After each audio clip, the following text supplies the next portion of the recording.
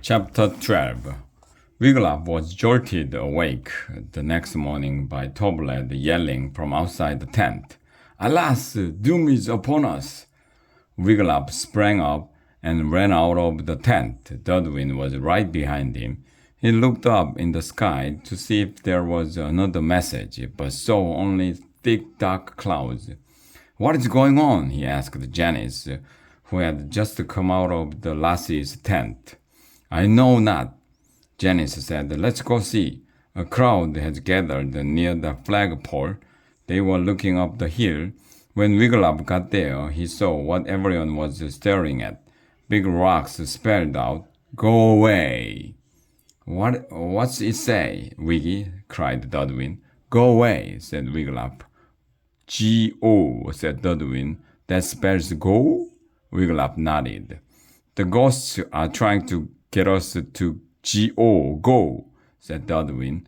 They put those rocks there to send us a message. You believe me now, don't you, Wiggy? Just then, Tobled ran past them, yelling, I'm going home to Toney. Nobody's going home, boomed Modred. Modi? Said Gelda. What do the rocks say? Go away.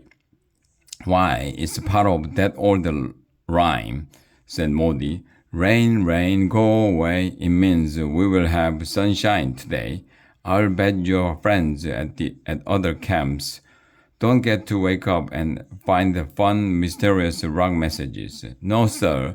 That only happens at Camp Dragonoka. That afternoon, the cave dragons went up against the swamp dragons in the rock-a-thon relay race. Here's the drill, Plungy said when all the campers had gathered at the flagpole. When I say go, you run and pick up a sack and a shovel and start digging. Dig up 3 rocks and toss them into your sacks. Then run to the next person on your team and hand off the sack and the shovel. Wiglaf's head was spinning. He had a hard time listening to Plungy's directions. Was their camp haunted? Or was Dudwin playing tricks on him again? Ready? Plungy shouted. Swamp dragons are ready, cried Gelda. Cave dragons are ready, yelled Gwen. Plungy cried, Go! Erica and a swamp dragon took off running and picked up the shovels. Once they started digging, Erica quickly came up with 3 good-sized rocks. She tossed them into the sack and ran back to the cave dragons. She handed the sack and the shovel to Gwen, who took off running. Wiglaf watched as Gwen dug. Now she was running toward him. He was next. She passed him the sack. It was heavy, but he swung it onto his back and ran to the hole. He started digging. He heard the swamp dragon beside him digging too. Wiglaf dug up 1 rock, 2 rocks, 3. He threw them into the sack. He could hardly lift the thing, but he managed to stagger back to his team. Janice was waiting. She grabbed the sack and the shovel and took off running. Moose from the swamp dragons was right beside her. He and Janice dug furiously, then threw the rocks into their sacks and sped for the finish line. At the last moment, Janice put on a burst of speed and crossed the line just ahead of Moose. Hooray, cave dragons, cried Erica. Everyone on the team cheered. But when the cheering died down, Gwen shook her head. We never did stuff like this at Camp Pinecone, she muttered. That night at campfire, Modi announced the dragon team scores. The swamp dragons and cave dragons are tied with 510 points each. He smiled. Close race. Looks like the big dig will decide the winner. Swampy, swampy, swampy, cheered the swamp dragons. We are gonna swamp you. Erica jumped to her feet and led her favorite cheer. Cave dragons rule. That's no jest. Cave dragons, we are the best. Yay! Cried all the cave dragons. Morty, called Moose. When do we get to hear about the big dig? Morty grinned. Very soon, he said. Now Lolo stood.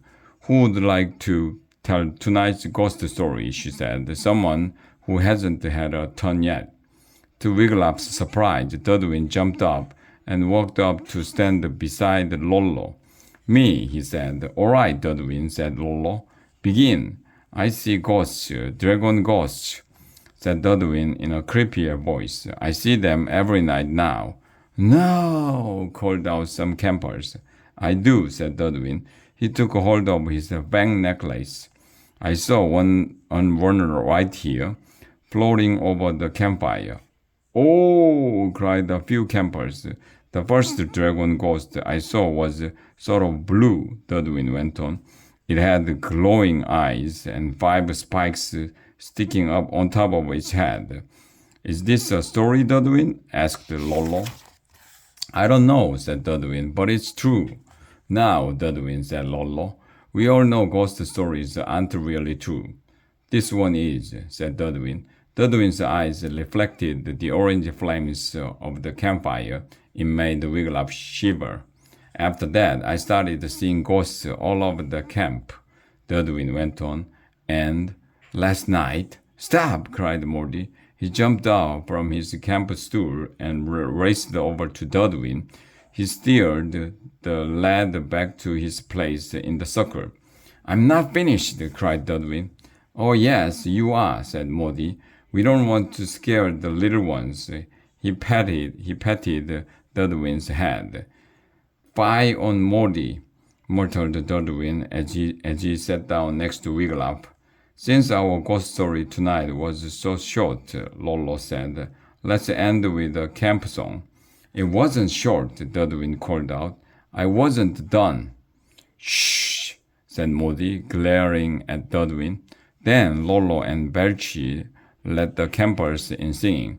Oh, give me a camp where the weather is damp and you cook your food stuck on a spike, where you always hear Morty yell loud and clear. Come on, campers, let's go on a hike.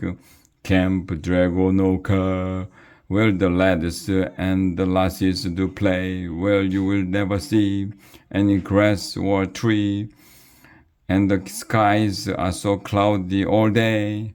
Wigglup sang along with the others, but Dudwin only stared into the fire, brooding. He turned to Wigglup. I see ghosts right now, he whispered. They are trying to tell me something. Do you believe me, Wiggy? I do not know, Wigglup said, but I know that you believe you see them. Fie, Dudwin muttered. No one believes me, not even you, Wiggy. Dear brother Dave, I need your help. My little brother Dudwin thinks he sees ghosts at this camp. Is there anything in your library books about dragon ghosts on Dragonoka Ridge? Please write back soon. Your student, Wigglup.